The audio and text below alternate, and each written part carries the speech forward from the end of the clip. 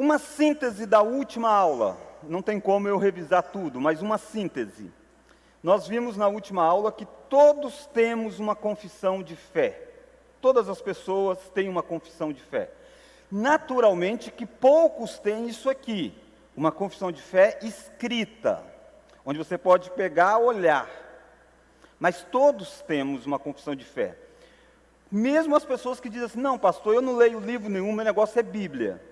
Tá, mas o que você fala sobre a Bíblia não é a palavra de Deus. Toda a interpretação humana da Escritura é de certa forma, uma demonstração da sua fé. Jesus mesmo exigiu que nós declarássemos o que nós cremos sobre Ele. E ao declararmos, nós estamos fazendo então uma confissão de fé. Pedro vai dizer, esteja sempre preparado para responder àqueles que pedirem a razão da esperança que há em vós. Então essa necessidade de responder, de você articular, você lê a Escritura, e quando você explica a Escritura, você está na verdade declarando a sua fé. E igrejas fazem isso, então todas as igrejas têm uma declaração de fé. Algumas, como eu disse, escrita, outras não declaram a sua fé. E aí fica difícil você avaliar. E nós vimos então domingo passado o benefício de termos uma confissão escrita, porque aí todo mundo pode ter acesso, pode averiguar se aquilo que está escrito está de acordo com a Bíblia ou não. Quando nós não temos isso, a igreja não tem muita direção. Cada domingo se fala uma coisa e de repente fala coisas opostas entre si, dependendo de quem dá aula, os conteúdos são totalmente diferentes. Isso é a marca de uma igreja que não tem uma confissão de fé escrita. Então nós temos a Igreja Presbiteriana do Brasil tem esta confissão de fé chamada Confissão de Fé de Westminster. Há muitas confissões de fé feitas na Reforma Protestante, boas confissões, tá bom? Essa não é a única, mas esta é a que a Igreja Presbiteriana adota como resumo de fé. Nós vimos uma distinção importante entre norma normans, que é uma regra que regula, e a norma normata, uma regra que é regulada. A Escritura é o quê? A Escritura é uma regra que regula ou uma regra que é regulada? Que regula. Então nós precisamos, embora gostamos de confissão, embora é importante ter uma confissão, nós sabemos o lugar dela. A confissão de fé não é uma norma, ou uma norma que regula. Não. A confissão é uma norma que é regulada. Então a Escritura é a régua que vai regular todas as nossas vidas. E a confissão de fé vai estar debaixo da Escritura, sendo regulada pela própria Escritura. Então não é como se você tivesse duas fontes de revelação ou de vontade, ou de autoridade, não é isso.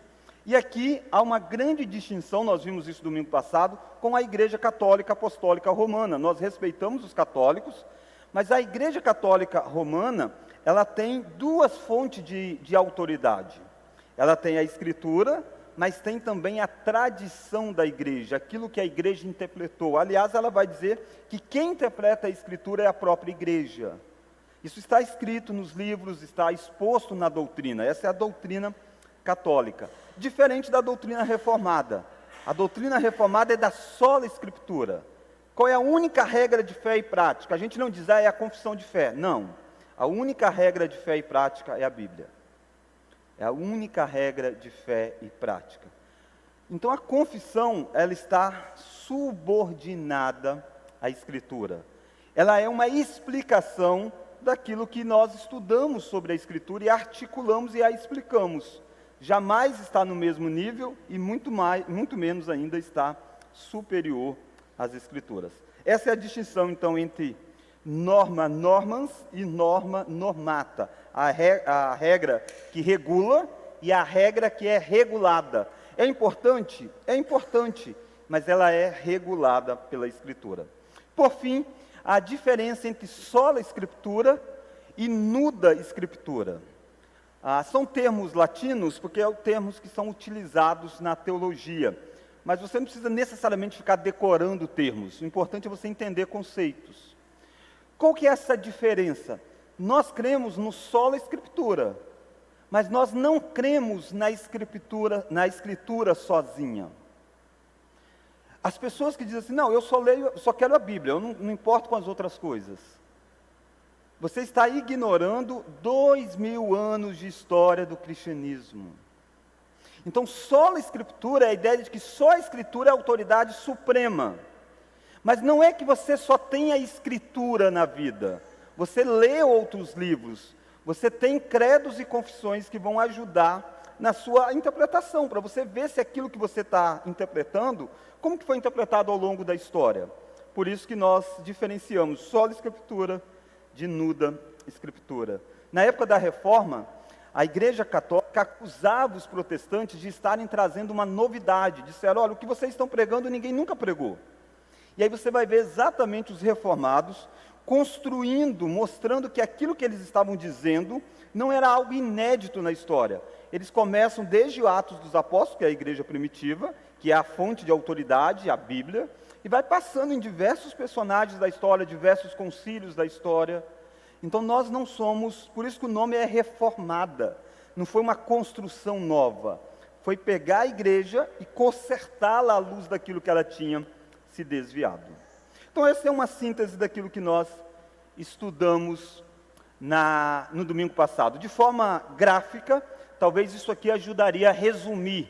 Está vendo? Você tem a Bíblia, credos e confissões, são como se fosse normas, setas, direções para nós caminharmos na nossa interpretação, cercando se nós estamos interpretando à medida que a história também interpretou. Quando você ignora as interpretações, você acaba talvez saindo fora da Escritura e criando heresias ao longo da história. Tudo isso em uma frase, vamos ler a frase? A questão real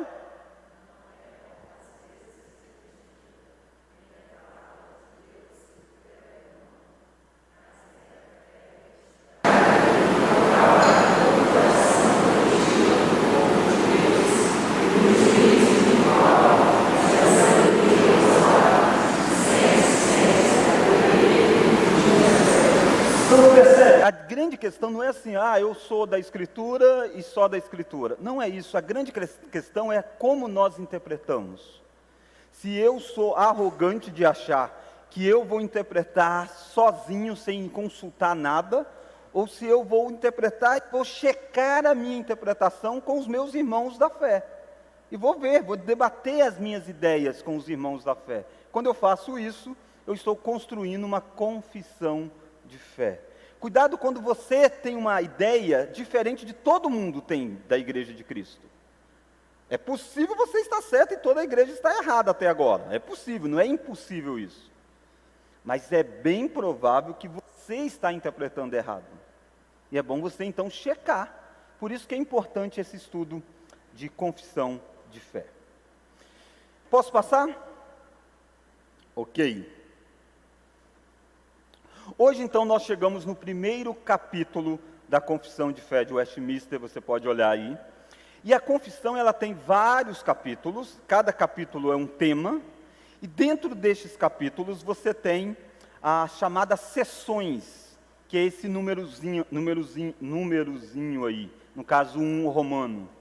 Então isso aí é uma seção, uma afirmação dentro desse campo maior do capítulo.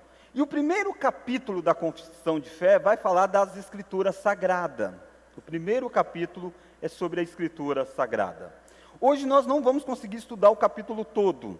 Esse é um capítulo muito importante para a fé reformada, até porque ele vai contrapor, de certa forma, ao catolicismo na crença da tradição, vai contrapor ao que hoje existe no pentecostalismo, nas novas revelações, e ele vai mostrar para nós exatamente que a Escritura é a única fonte de autoridade. Então você está lendo um livro que não vai dizer que a fonte de autoridade é ele. Ele não vai dizer, olha, você quer saber o que Deus revelou? Você tem que acreditar no que a confissão de fé diz. Não vai fazer isso. Ele vai começar dizendo exatamente onde a sua confiança precisa estar, na Escritura. Então, este é o capítulo primeiro, que deve levar aí talvez 2 ou 3 aulas para nós abordarmos. Alguns capítulos nós conseguiremos fazer mais breves, outros não será possível. E talvez você diga assim, pastor, e esse curso nosso aí de confissão, afinal de contas, ele está em que nível aí? Irmãos, todo curso ele tem várias formas de você abordar.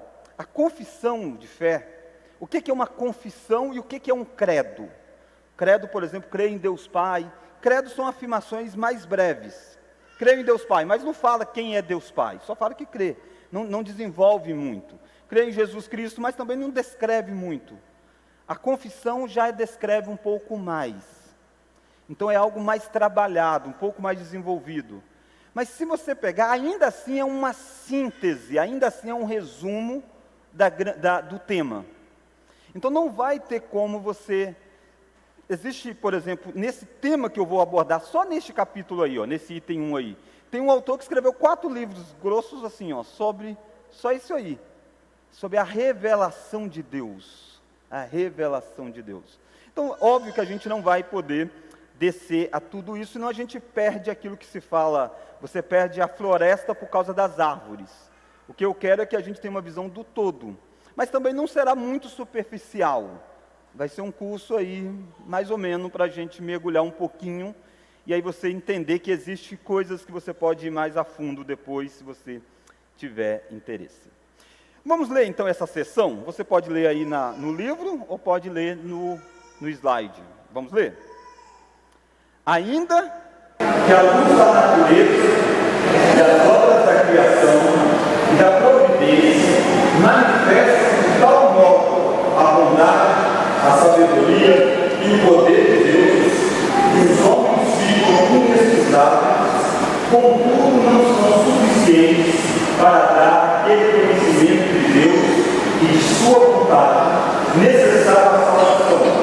Por isso, foi o Senhor servido em diversos tempos e diferentes modos, revelar-se e declarar-se à igreja aquela sua vontade. Depois, para melhor preservação e propagação da verdade, para o mais seguro estabelecimento e conforto da igreja contra a corrupção da carne e malícia de Satanás e do mundo, foi igualmente servido fazê-la escrever toda. Isto torna indispensável a Sagrada Escritura, tendo cessado aqueles antigos modos de revelar a Deus a sua vontade ao seu povo. É interessante que o capítulo de abertura da Confissão de Fé de Westminster inicia com a doutrina da Escritura Sagrada. A frase inicial, não. A primeira frase não é necessariamente sobre a Escritura, é algo mais amplo do que a Escritura. Olha o que Chad Van Dixon vai dizer.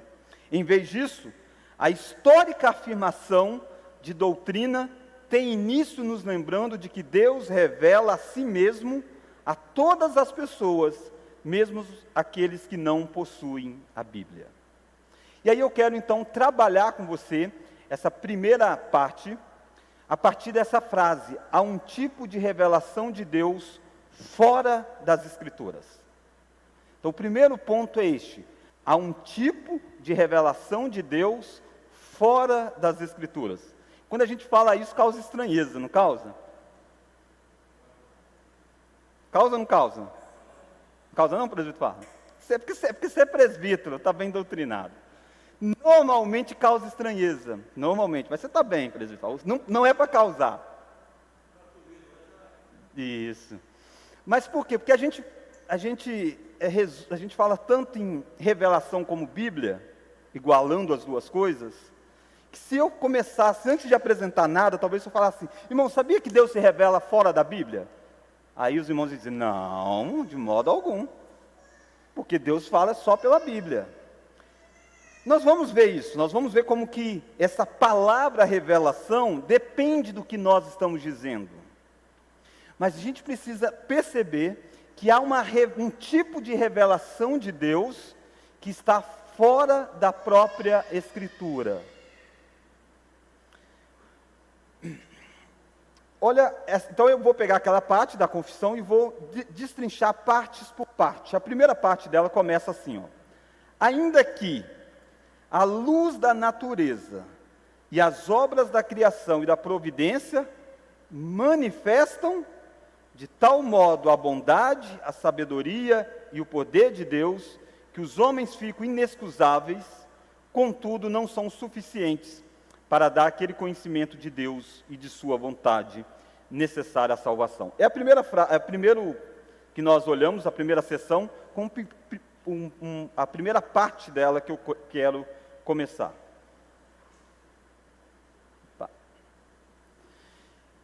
Que revelação é esta que eu estou falando, que Deus se faz de si mesmo fora da Escritura? E não é eu que estou dizendo, né? A própria fé reformada diz isso. A nossa fé tradicional diz isso. É uma revelação à luz da natureza e das obras da criação e da providência que evidenciam atributos de Deus. Olha aí comigo alguns textos. Olha Romanos capítulo 2. Então nós estamos olhando a ideia de um Deus que se revela. E nós estamos vendo que Deus se revela fora das Escrituras também. Lembrando que é uma aula, você pode perguntar, pode interagir. Nós damos as boas-vindas a você que está online também. Que Deus abençoe a sua vida. Romanos 2. E esse primeiro lugar onde Deus se revela é dentro do ser humano. Olha Romanos 2. Olha o verso 14. Quando que não tem lei, procedem por natureza de conformidade com a lei. Não tendo lei, servem eles de lei para si mesmos. O que ele está falando como lei aqui é o Antigo Testamento, o Pentateuco, aquilo que o povo de Israel teve. Na história, Deus trabalhou com a nação de Israel, e a nação de Israel teve coisas que os outros povos não tiveram. Deus levantou profetas, Deus apareceu em sonhos, em visões, falou. Deus deu um livro para eles, que é o Antigo Testamento. Mas e os outros povos que não tiveram isso? Muitos povos, até a vinda de Jesus, nunca tinham ouvido falar de Deus. E aí, Paulo está argumentando, dizendo que estes que eram chamados de gentios, não tendo a lei escrita, ele diz, mas eles têm um tipo de lei, eles têm uma revelação de Deus, não a Bíblia, eles não tinham. Eles não tinham a história de Adão, de Eva, a história do Êxodo, não tinha isso. Mas onde é que eles tinham uma revelação de Deus? Olha lá o verso seguinte. Estes, verso 15, estes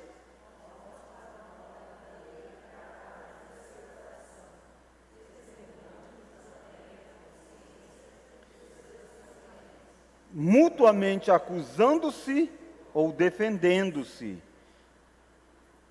Percebe? Dentro do coração, Deus colocou as normas da lei gravada. O fato de Deus criar o ser humano, a imagem e semelhança de Deus, em Gênesis 1, 26, 27, aí ele cria o homem, a imago Dei, a imagem de Deus. Criar o homem à imagem de Deus fez com que Deus imprimisse no coração do homem marcas que fizesse com que ele se relacionasse com a divindade. Então, dentro de todo ser humano, existe um chamado senso pela divindade, a busca pela espiritualidade. Isso está no coração de todo ser humano. Por que que isso está? Porque Deus escreveu as normas da lei lá dentro. Ele tem uma consciência. Ele faz alguma coisa errada, ele se incomoda com aquilo. Por isso que você vai encontrar gente que não lê a Bíblia e que tem, às vezes, uma questão ética muito forte. Por que que ele tem isso? Porque ele tem a norma da lei gravada dentro do coração. Olha o verso 16. No dia em que Deus, por meio de Cristo Jesus, julgar os segredos dos homens, de conformidade com o meu Evangelho. Daqui a pouco eu entro nesse verso seguinte. Eu vou passar e depois eu volto nesses mesmos textos para mostrar os outros pontos. Então, meu primeiro ponto é este, que é uma revelação à luz da natureza e das obras da criação e da providência, que evidencia os atributos de Deus. Você viu Deus se revelando onde? Dentro do ser humano. Por isso que é impossível fugir de Deus. Impossível. O ser humano, ele não quer saber de Deus, mas aonde ele vai, ele encontra a revelação de Deus o cercando por toda parte. fora dele e dentro dele, dentro dele. Olha o Salmo de número, Salmo 14. Olha como começa o Salmo 14. Diz não a Deus. Percebe? Ele precisa dizer no coração não a Deus. Por que ele precisa dizer a si mesmo que não há Deus? Porque dentro do coração existe algo pulsando por Deus. E ele precisa anular isso, ele precisa dizer, ele precisa se convencer que Deus não existe. Ateísmo não é uma condição natural do ser humano. Ateísmo é algo desenvolvido pelo ser humano. À medida que ele se decepciona com inúmeras coisas, à medida que ele se decepciona com igreja, com religião, com não sei o que, com a vida, ele começa a justificar para si a necessidade de racionalizar a não existência de um Deus. Olha lá o verso 1 ainda. Diz o insensato no seu coração, não a Deus. Aí o que ele pode fazer? Corrompe-se e pratica a abominação. Já não há quem faça o bem. Então ele está falando aqui de um ateísmo prático, de alguém que quer viver a vida do jeito que acha melhor. Mas ele tem uma consciência que acusa ele. E aí como que ele faz para poder se entregar à imoralidade? Ele vai dizer para si mesmo, não tem esse negócio de prestar contas da minha vida.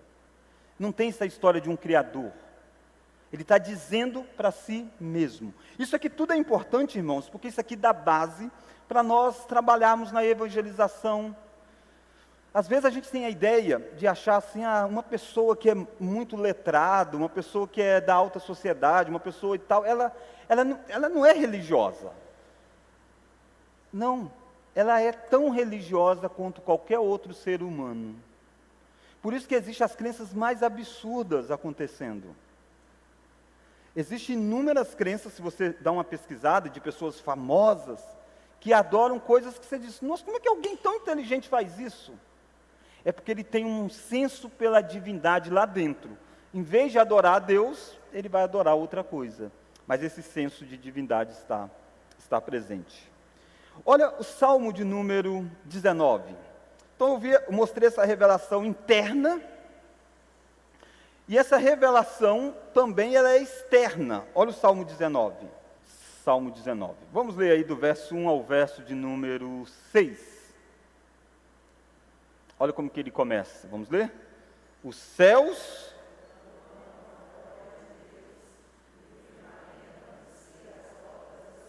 Percebe? Ele está dizendo que a criação revela Deus. Os céus proclamam a glória de Deus. E o firmamento anuncia as obras das suas mãos. Este é o que nós chamamos de revelação geral. Na verdade, toda essa revelação que eu estou citando aqui é chamada de revelação geral. E aqui a revelação geral acontecendo através da natureza. Olha o verso 2. Um dia discursa ao outro dia, e uma noite revela conhecimento à outra. Não há linguagem, não há linguagem, nem há palavras. E deles não se ouve nenhum som. No entanto, por toda a terra se faz ouvir a sua voz, e as suas palavras até aos confins do mundo. Aí pôs uma tenda para o sol, o qual como noivo, que sai dos seus aposentos, se regozija como herói, a percorrer o seu caminho, principia numa extremidade dos céus, e até a outra vai o seu percurso, e nada refoge o seu calor. O mundo é como se fosse um palco, um teatro de Deus. E tudo está sendo manifestado para a glória de Deus. A gente vive debaixo desta manifestação da glória de Deus. Olha Romanos capítulo 1 ainda. Olha lá o verso 19. Vamos ler? Porquanto o que de Deus se pode conhecer é manifesto entre eles, porque Deus lhes manifestou. Essa ideia de manifestar é a ideia de revelar. Deus revelou ao ser humano. O que Deus revelou? Verso 20.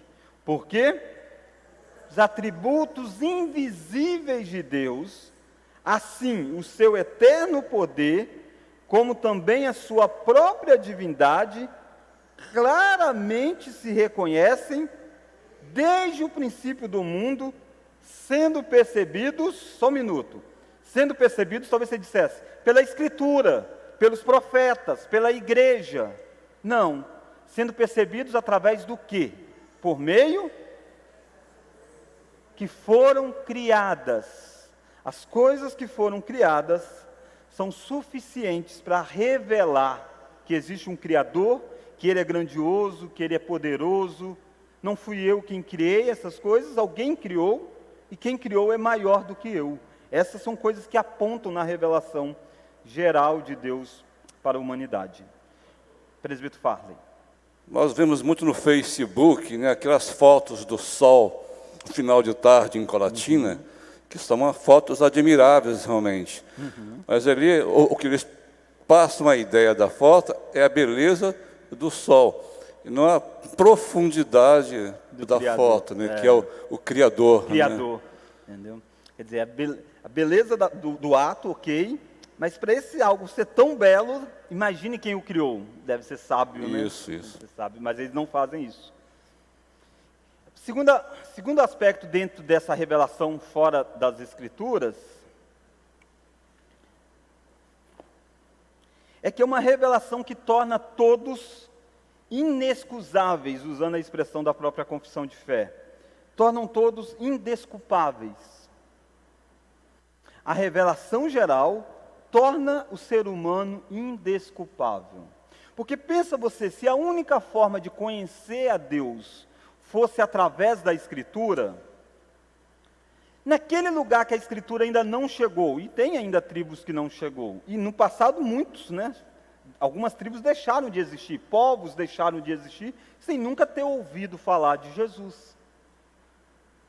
Se a única forma de conhecer a Deus fosse através da Escritura, essas pessoas então estariam tranquilas, elas não teriam culpa nenhuma, porque não chegou até ela o conhecimento. Mas não é isso que a Bíblia diz. A Bíblia diz que todas as pessoas são indesculpáveis diante de Deus, porque todas elas tiveram acesso a um conhecimento sobre Deus. Não recebeu nem um papelzinho evangelizando, mas tinha o sol brilhando diante dele. Tinha o ciclo da natureza acontecendo diante dele. Isso é uma revelação de Deus. Olha Romanos de novo, capítulo 1, que a gente estava lendo.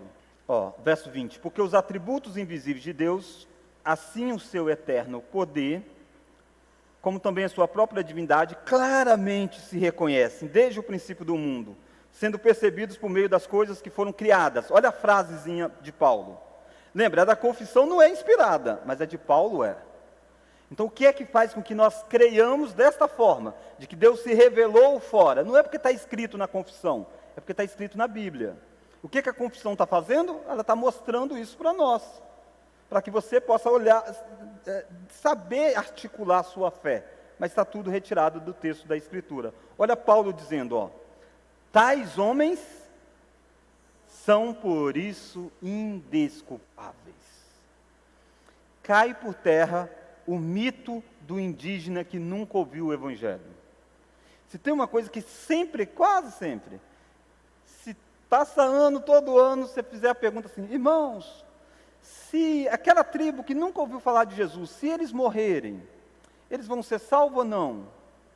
Muitos dizem, sim, vão ser salvos, pastor, afinal de contas, eles não tiveram a chance de ouvir o Evangelho. Não é isso que a Bíblia diz. A Bíblia diz que todos os seres humanos são indesculpáveis diante de Deus, porque todos os seres humanos tiveram acesso a um tipo de revelação de Deus sendo o quê? O Criador. Criador. Só o microfone para a Selma, por gentileza. Selma. Na Bíblia está escrito, não me lembro onde, que Deus não leva em conta o tempo da ignorância. Sim, Atos 17. Aí como é que fica? Atos 17. Paulo pregando em Areópago. Mas a ideia aí não é que Deus não leve em conta o tempo da ignorância para que eles não sejam condenados. A ideia é que Deus, no tempo passado, no tempo da ignorância, Deus não levou em conta algumas coisas, mas Deus revelou-se através da própria natureza. E eles serão julgados à medida das coisas da natureza.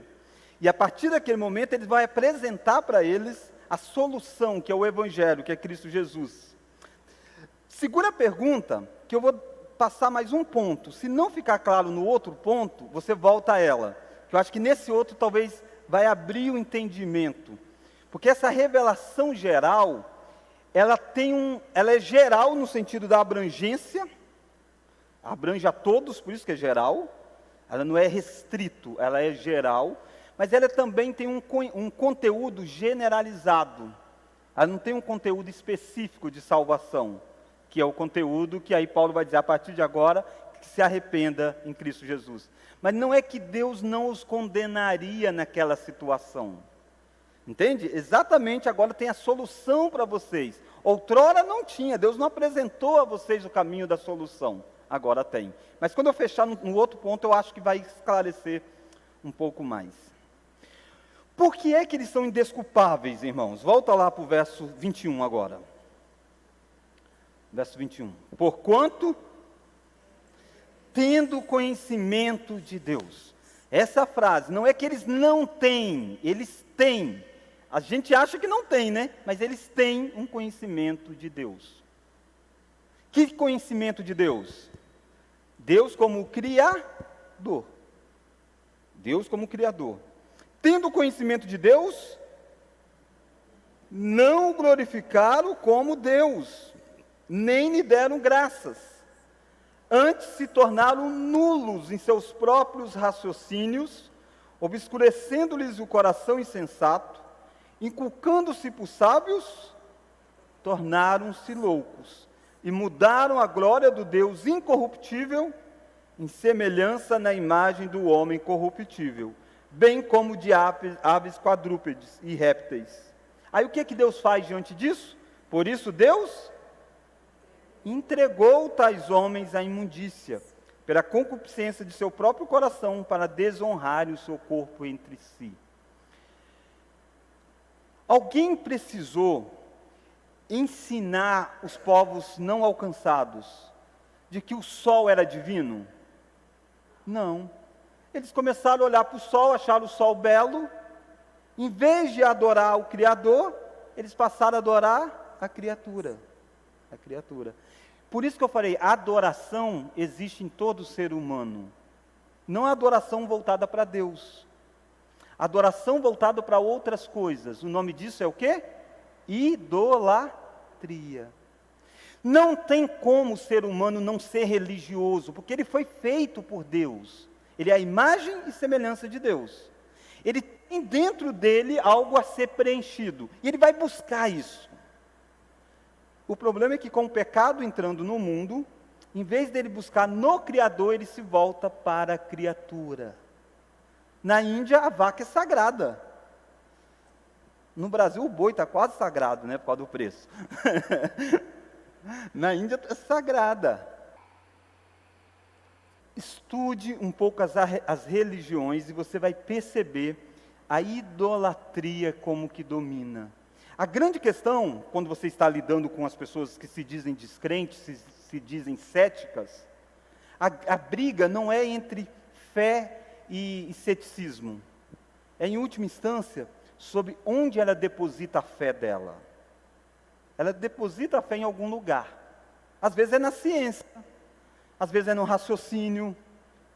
Ela acredita piamente em alguma coisa. Ninguém é capaz de viver sem confiar em alguma coisa.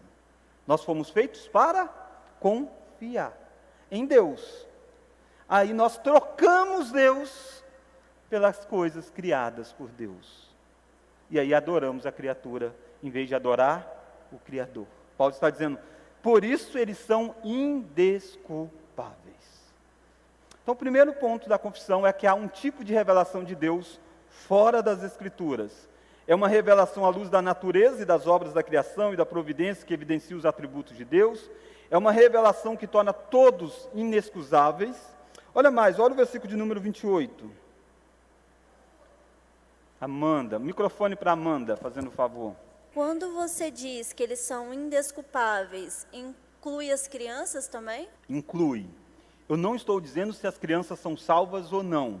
Não estou respondendo isso. Eu estou respondendo a sua pergunta.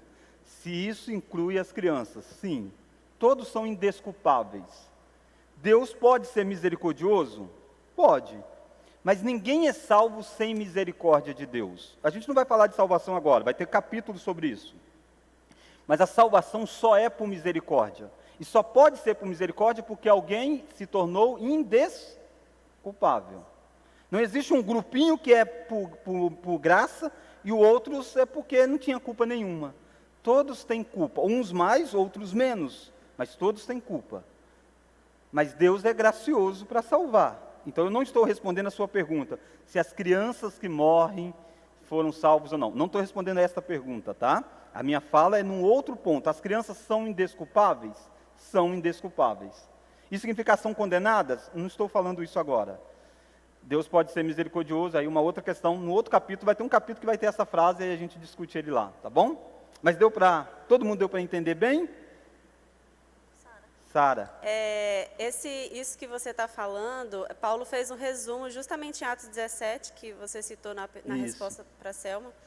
Ele meio que resumiu tudo isso. Ele falou, senhores atenienses, em tudo vos vejo acentuadamente religiosos. Porque uns adoravam o Deus. Eu não sei quais eram os deuses lá mas eu sei que eram muitos. Então eu acredito que lá tinha elementos da natureza, talvez. Sim, assim com como certeza. essas tribos, né, que vivem em lugares remotos que você citou. Sim. E aí, assim, uns adoram a criação, outros criam deuses que não existem, Sim. mas todo mundo tem um Deus. Sim. E aí que ele fala, esse que vocês adoram sem conhecer é o Deus criador de tudo. Só E agora ele notifica vocês para que vocês Só sejam para pegar salvos. essa frase, Paulo estava em Atenas, cidade extremamente idólatra, em Corinto, cheio de ídolos. Paulo revoltado com a idolatria, Paulo resolve pregar. Mas revoltar com a idolatria, ele não chega chutando, quebrando, nada disso. Ele chega elogiando, ele diz, olha, eu vejo vocês muito religiosos, em tudo eu vejo vocês religiosos. Porque o ser humano é religioso. E aí ele diz, passando entre os altares dos deuses, eu achei um altar escrito ao Deus desconhecido. Eles tinham tantos deuses, mas percebe o que é religiosidade? Eles ficaram com medo de deixar um sem ser adorado. O que eles fizeram? Um altar ao Deus desconhecido. Aí Paulo diz, deixa eu partir do altar do Deus desconhecido e explicar para vocês o Deus. E aí ele vai explicar e vai confrontar eles, que vai dizer que Deus não habita em lugar feito por mãos humanas, que é o texto, Selma, entende? Ele está dizendo, vocês são todos religiosos, vocês são isso e tal, mas o Deus desconhecido eu vou apresentar. Há uma pergunta, vou pedir que projete, por gentileza. A pergunta é, dentre os povos tem o ateu, como se explica? É dentro disso que eu acho que eu abordei, né? Às vezes as perguntas também surgem um pouco antes da aula toda, da parte que já tenha falado. A pessoa se torna ateu por uma questão de dizer ao coração que não há Deus. E, na verdade, ele vai criar um Deus. Quem é o Deus dele? Ele mesmo, a razão. Ele tem um Deus que ele adora de qualquer forma. Agradecemos a pergunta que veio online. Olha agora comigo, Romanos capítulo 2, aquele texto que nós vimos inicialmente. Perceba que Deus não é injusto, tá? Deus não vai julgar as pessoas com aquilo que elas não tiveram acesso. Deus vai julgar por aquilo que elas tiveram acesso. Por isso, maior conhecimento, maior responsabilidade. Mas não existe ninguém sem conhecimento. Deus deu o conhecimento básico para todos, para que Ele possa julgar a todos. Olha lá, Romanos 2 de novo, aquele texto que nós vimos, e agora com essa perspectiva. Olha Romanos 2 de novo. Verso 14. Quando, pois, os gentios, que não têm lei, procedem por natureza de conformidade com a lei, não tendo lei, servem eles de lei para si mesmos. Estes mostram a norma da lei gravada no seu coração. Para que está gravada? Não é só para estar lá. Deus colocou senso de moralidade no ser humano, não é à toa. É bom, mas vai ser usado no julgamento. Olha lá a continuidade. Testemunhando-lhes também os seus pensamentos, mutuamente acusando-se ou defendendo-se, no dia em que Deus, por meio de Cristo, julgar os segredos dos homens, de conformidade com o meu Evangelho. No dia em que Deus voltar, para aqueles que não tiveram o Evangelho, Deus vai julgá-los à medida da revelação geral que eles tiveram acesso, a natureza e a norma da lei gravada no coração deles. Pega alguém da tribo mais remota, ele quebra normas lá dentro das tribos deles? Sim. Ele não é tão ético assim. Eles têm um padrão de ética, mas quebra algumas coisas. Às vezes não externo, mas interno, ele tem que esconder. Nós também somos assim. Percebe? A consciência está aí. E é isso que vai ser utilizado no dia do julgamento destes que não ouviram o Evangelho. Então nós estamos vendo que existe muito conhecimento fora da Escritura. Mas preste atenção nesse item, terceiro. Esta é uma revelação insuficiente para conduzir ao conhecimento da vontade objetiva de Deus. Ela é suficiente para condenar, mas ela não é suficiente para salvar. Sem a pregação do Evangelho, não há salvação. Através da natureza, a pessoa não tem como saber, Jesus veio ao mundo, morreu na cruz do Calvário. Não tem como saber. Através do coração dela, não tem como saber isso. Isso precisa ser anunciado a ela. Isso é uma revelação especial. Não só isso, é conhecer a vontade de Deus específica em determinadas coisas. Precisa ser falado. Você acha que antes da queda, você acha que tinha vontade, a revelação de Deus especial nesse sentido, de ser conversada, falada, para que o homem pudesse entender? Ou era só pela natureza e pela norma gravada no coração? O que vocês acham? Sim. Todo mundo acha assim? Ninguém acha nada, né? Está todo mundo com um silêncio sepulcral. Sim, irmãos, sim. Olha Gênesis capítulo 1. Nós estamos agora olhando antes da queda e nós estamos vendo que precisava de uma revelação a mais do que natureza e imagem de Deus gravada no homem. Precisava de Deus falar com o homem. Isso é revelação especial, de certo sentido.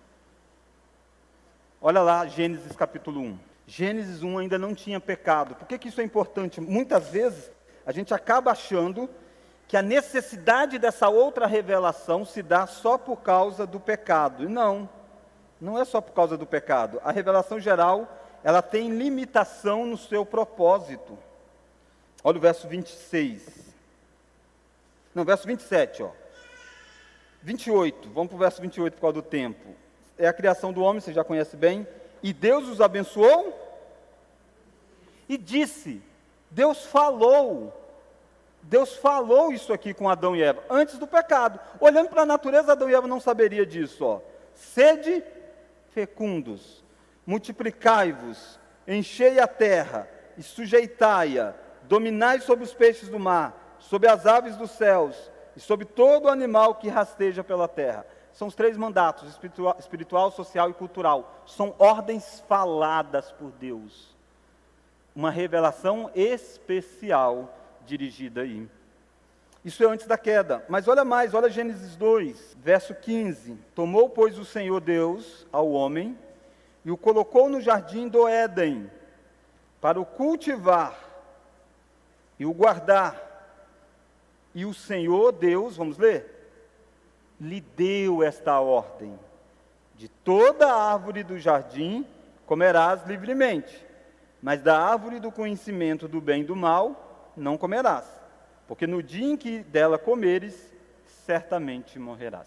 Só olhando para aqueles 2 frutos lá, do conhecimento da árvore do bem e do mal e a árvore da vida, não dá para dizer, esse aqui você pode comer e esse você não pode, só olhando. Deus fez o quê? Falou. Esse falar de Deus é diferente dessa revelação geral e dessa revelação especial. Porque a revelação geral e especial, elas têm diferente da revelação geral, ela é revelação especial. A revelação geral tem limitação no seu propósito. Qual que é o propósito dela? Revelar os atributos de um Deus criador e tornar o ser humano, então, indesculpável se ele não se voltar para Deus como Criador. Por isso que agora nós vamos ver como que é necessário que houvesse uma outra revelação. Mas antes disso, olha Romanos rapidinho ainda. Romanos 10. Olha aí comigo a partir do verso de número 14. Vamos ler? Como, porém, em quem não creram. E como crerão? Em quem nada ouviram. E como ouvirão?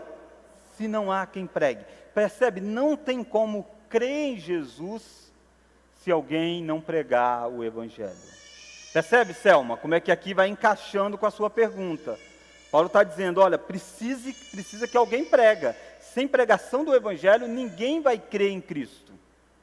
Essa revelação geral não é para conduzir a crer em Cristo. Eles estão condenados diante dela, porque eles são tão idólatras que eles preferiram adorar a criatura. Agora eles precisam invocar a Deus para ser salvos, eles estão mortos nos seus pecados. E aí como que eles vão invocar, se não há quem pregue? E aí Paulo estava lá em Atos dizendo, agora está sendo avisado a vocês, se arrependam. Então aí você encaixa com aquela sua pergunta. Olha a continuidade aí do verso. Como ouvirão se não há quem pregue? Como pregarão se não forem enviados? Como está escrito, quão formosos são os pés dos que anunciam coisas boas. Verso 16. Mas nem todos... O Senhor, quem acreditou em nossa pregação? Verso 17. E assim...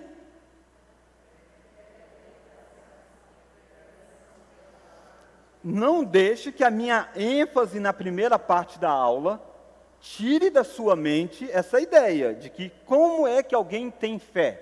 Ouvindo a pregação do Evangelho. Pregação do Evangelho só acontece através da pregação da Escritura. Isso é isso mesmo. Agora, o que eu estava dizendo antes é que a revelação geral é suficiente para mostrar que existe um Criador e por isso ela torna o ser humano indesculpável, porque pelo seu pecado ele inverte a revelação e adora a criatura. Minha irmã. Sim.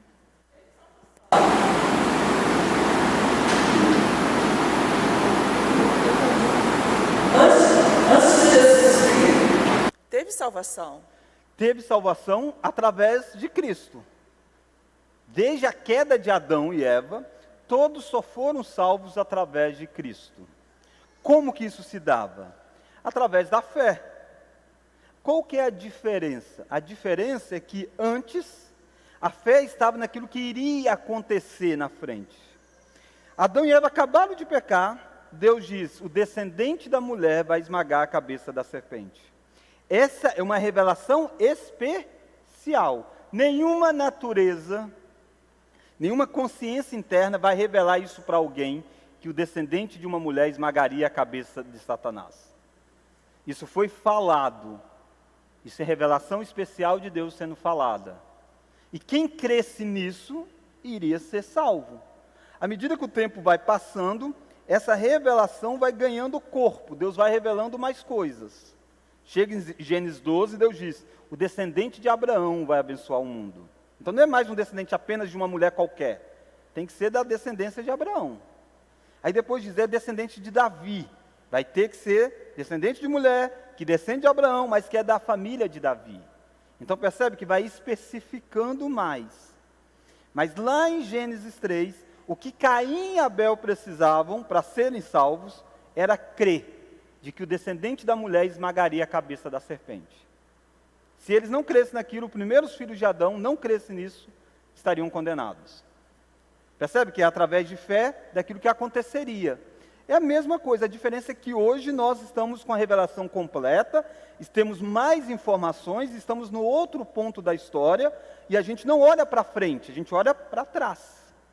Então aqui no meio é como se fosse a cruz. E a cruz de fato é o meio da história. Antes da cruz, fé naquilo que iria acontecer. Mas é fé, eles não veem, é a convicção de fatos que não se veem, eles estão crendo. Jesus veio, viveu, morreu, ressuscitou. Nós nascemos nesse período aqui. Fé na obra que aconteceu. É fé também, só que para trás. Mas e vamos supor, as tribos indígenas daquela época, ou povos afastados que, né, Sim. se dividiram, foram para outros Se lugares? ouviu sobre o Deus de Israel em muitos lugares. Sim. Se ouviu, primeiro isso, que às vezes a gente acha que nunca ouviu nada. Se ouviu muito. Quando o povo de Israel sai do Egito e vai chegar em Canaã, por que Deus faz tudo aquilo? Para que as informações sobre Deus fossem espalhadas. Os povos, teve cidade que disse, aquele povo que Deus que sacudiu o Egito está vindo até nós. A fama de Deus se espalhou. Mas lembra, então essa fama se espalhando deveria levar as pessoas a conhecer esse Deus de Israel. Esse sempre foi o projeto de Deus no Antigo Testamento. Mas para a pessoa ser condenada, ela é condenada por causa do quê? Da idolatria dela, do pecado dela. E mesmo aqueles que nunca ouviram foram condenados. Não porque eles não creram em Deus, no Deus que abriu o mar vermelho. Não, porque eles adoraram a criatura em vez de adorar o Criador. Às vezes a gente esquece, tem aqui alguém da área do direito, tem mais gente aí da área do direito, né?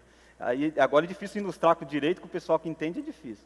Mas, por exemplo, se for sair o acordo, a sentença, da razão do porquê do que aquelas pessoas foram condenadas, não está escrito assim, porque não creu em Jesus. Porque se nunca foi dada essa oportunidade, essa não pode ser a razão pelo qual eles estão sendo condenados. Mas eles estão sendo condenados porque não adoraram o Criador deles. Isso eles tiveram acesso. Eles estão sendo condenados porque eles adoraram a criatura em vez do Criador. Porque eles não foram coerentes com o padrão moral que eles tinham aí dentro. Tudo isso eles tiveram acesso, independente da pregação do Evangelho. Entende? A pregação do Evangelho é a solução para o homem que está morto nos seus pecados. E deixa eu tentar ilustrar isso. O oposto, irmãos, seria a maior tragédia. Por que que a gente investe dinheiro, a igrejas ao nível mundial, investe dinheiro, manda um missionário lá para a tribo tal, o missionário vai estudar a língua daquele povo, vai ficar anos estudando, e vai chegar lá pregar o Evangelho. Se nós acreditássemos que as pessoas que nunca ouviram o Evangelho estavam salvas, o que a gente deveria fazer? Ficar quietinho, não contar não, porque se ir para pregar o Evangelho, pronto, pregou, um creu, aí foi salvo, o outro que não creu, condenou. Deixa eu tentar ilustrar isso aqui, eu gostava das cadeiras, não está longe. Andressa, enquanto que a Andressa vai aí, eu vou juntar umas cadeiras aqui, pode falar, Andressa. Essa explicação poderia também abranger que todos são criaturas, mas nem todos são filhos de Deus. Por exemplo, às vezes a pessoa não vai ouvir também, não vai chegar até ela, porque ela também não é salva. Sim, Deus elege os fins e os meios, sim. Só que a gente sempre deve ficar com a causa da condenação. A causa nunca é porque ele não foi eleito. A causa sempre é porque ele é um pecador. A salvação é porque ele foi um eleito. Deixa eu tentar explicar com a parte de saúde.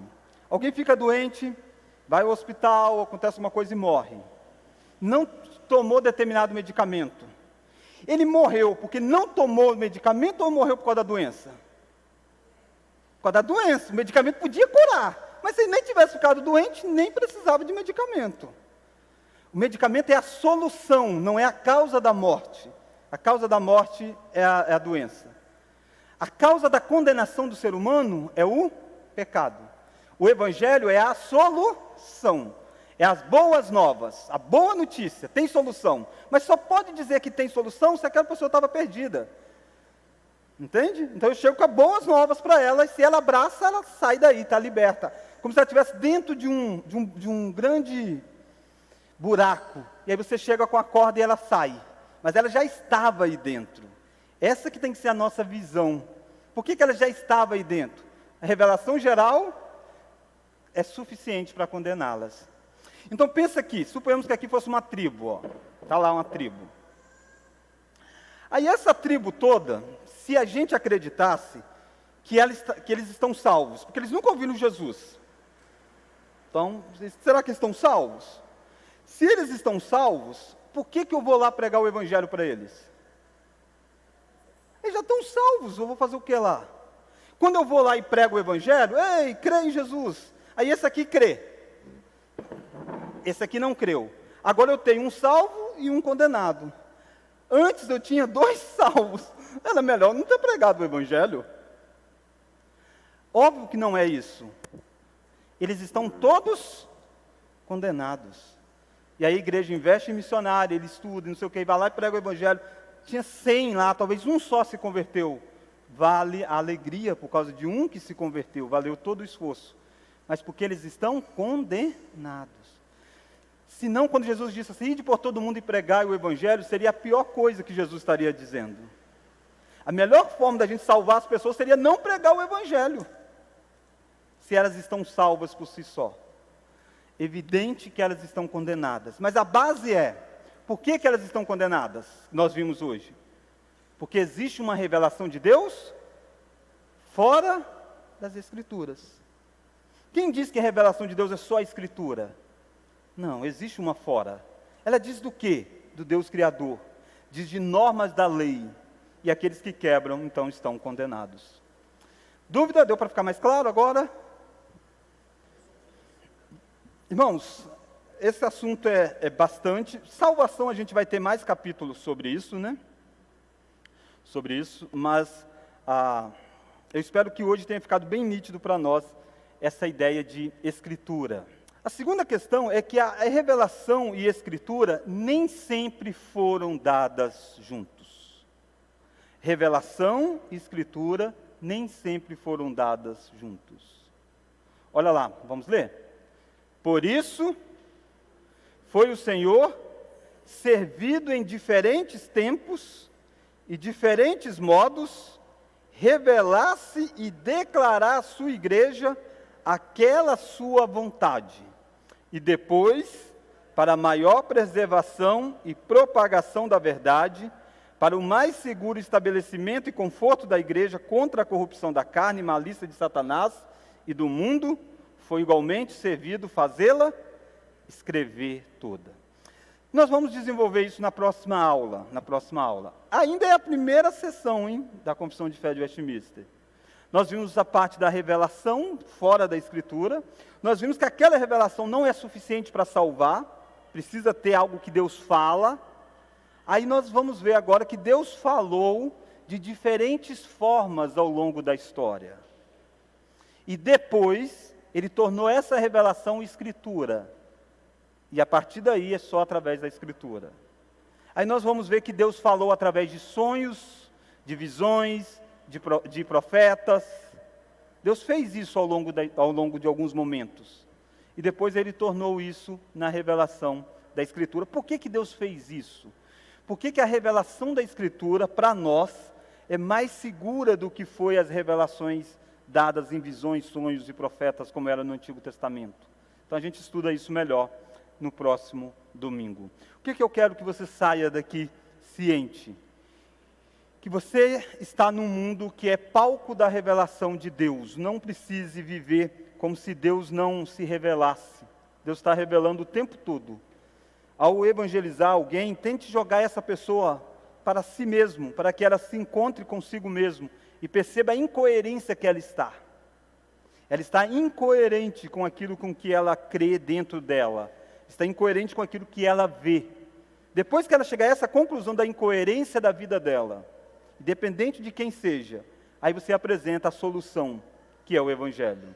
Sem o Evangelho, ela jamais vai compreender como é possível sair dessa incoerência que ela vive nos dias de hoje.